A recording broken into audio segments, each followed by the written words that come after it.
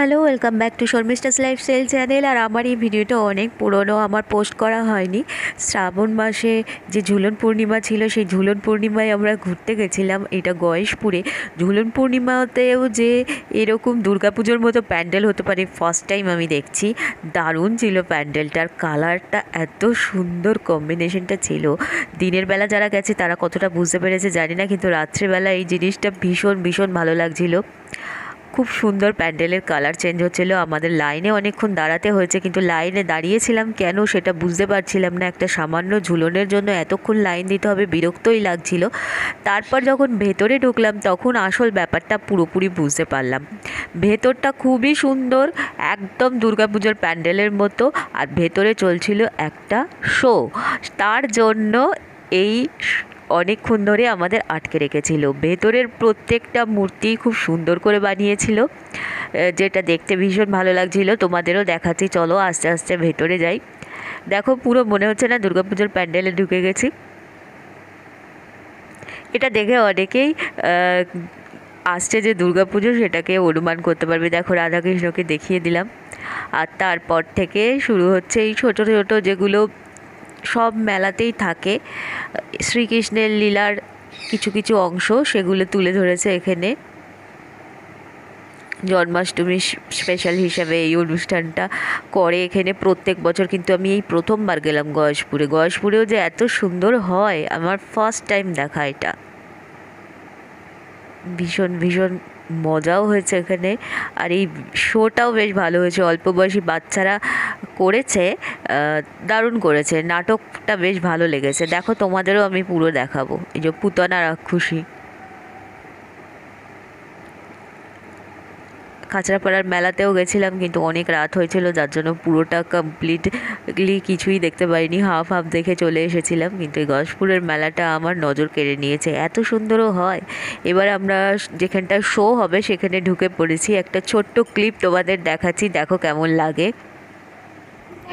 সমাগত সকল দর্শক বৃন্দকে কাঁচাগঞ্জ কল্যাণ চক্রের তরফ থেকে জানাই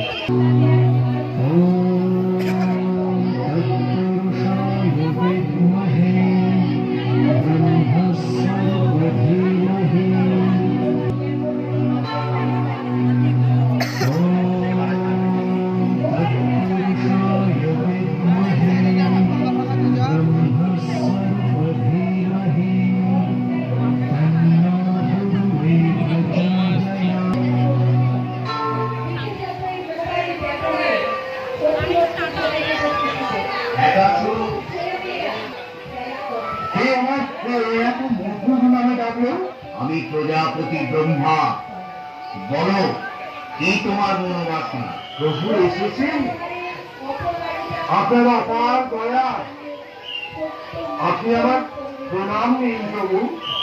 দীর্ঘজীবী হও। না প্রভু, আমি আপনার সামান্য সামান্য এক নুড়ি আমাকে স্পর্শ করার আগে আমি তাকে হত্যা করব।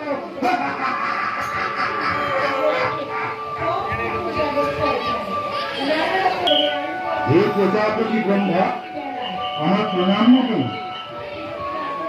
মা সরস্বতী, আমার প্রণাম নেবেন। আসুন, মুনি শ্রেষ্ঠ নারদ কি সংবাদ এনেছেন? হে সৃষ্টিকর্তা, আপনার বড় গুণগান হয়ে ওই আকাশুর আমাদের সর্বরাজ্যে সমস্ত দেব দেবী গন্ধর্ব উর্বশী সকলকে অতিষ্ঠ করে তুলেছে।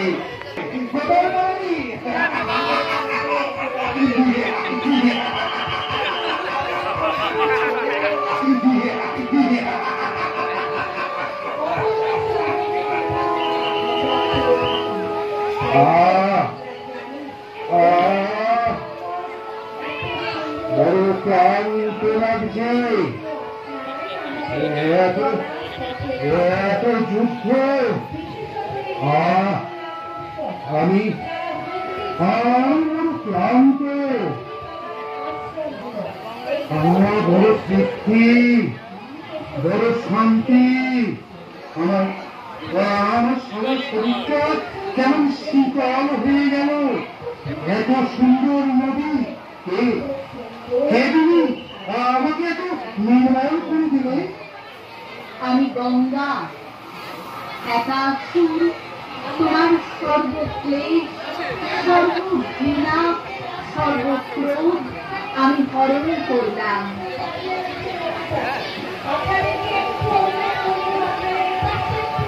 কে কে তুমি? নীলগঙ্গা?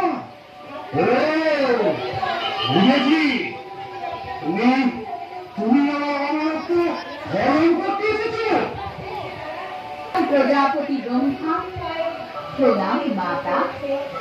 আমার পরম ভক্ত ইক্ষ্বাকু বংশের রাজা ভগীরথ তার পূর্বপুরুষের আত্মার শান্তি কামনায় আমাকে মর্তে নিয়ে যেতে চায়। গঙ্গা, আমি সকল বিষয়ে অবগত, কিন্তু স্বর্গ থেকে মর্তে অবতরণ কালে তোমার স্রোত হাজার গুণ বৃদ্ধি পাবে। তুমি আমার এই কমণ্ডলে আশ্রয় নাও, আমি তোমাকে আমার কমণ্ডল থেকে মুক্ত করব। কিন্তু প্রভু, মর্তে আমি কোথায় আশ্রয় নেব? কৈলাসপতি মহাদেব তার জটায় তোমাকে আশ্রয় দেবেন। যাও, তুমি মর্তের পথে অবতরণ করো। তবে তাই হোক।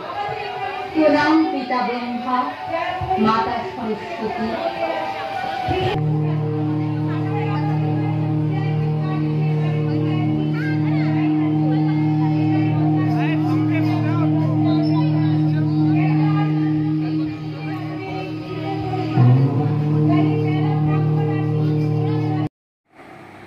শোটা তো দেখলে কেমন লাগলো অবশ্যই কমেন্ট বক্সে লিখে জানিও। এটা রাবণের ব্রহ্মার কাছে বর চাওয়ার ব্যাপার ছিল, আর সেখান থেকে সে উৎপাত শুরু করেছিল সমস্ত দেবতাদের ওপর। সেটা নিয়ে একটা ভিডিও বেশ ভালোই লেগেছে আমার। আর এই ভিডিওটা থেকে একটাই শিক্ষা পাওয়া যায় যে খারাপ মানুষ যতই তোমার কাছে কাকুতি মিনতি করে কান্নাকাটি করুক না কেন, আর ভালো ভালো কথা বলুক না কেন, যখনই তুমি তাকে একটু সুযোগ দেবে সে কিন্তু থাবা বসাতে 1 মিনিটও টাইম নেবে না। সেই জন্য খারাপ মানুষকে সবসময় সেই নজরেই দেখো, কখনো মন গলিয়ে ফেলে একেবারে দয়ার শরীরে তাকে সম্পূর্ণরূপে ক্ষমা করে দিও না। ক্ষমা করো কিন্তু নিজেকে বাঁচিয়ে, এটা একদম বাস্তব কথা। তো যাই হোক, এই মেলায় দেখো কত রকমের রাইডিং এসছে।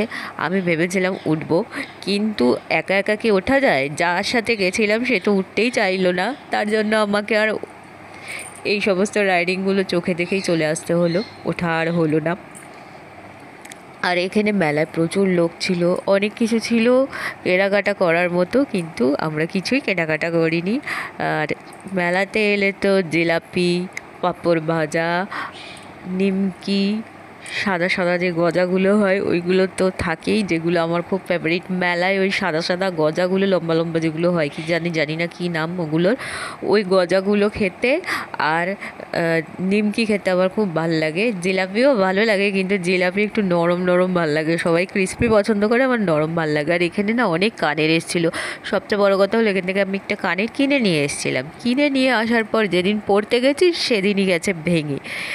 তো মেলা থেকে কিছু কানের ঠানের তোমরা কিনো না, যখন মেলাতে ঘুরতে যাবে দেখে শুনে চলে আসবে। খাবার জিনিস কিনতে পারো।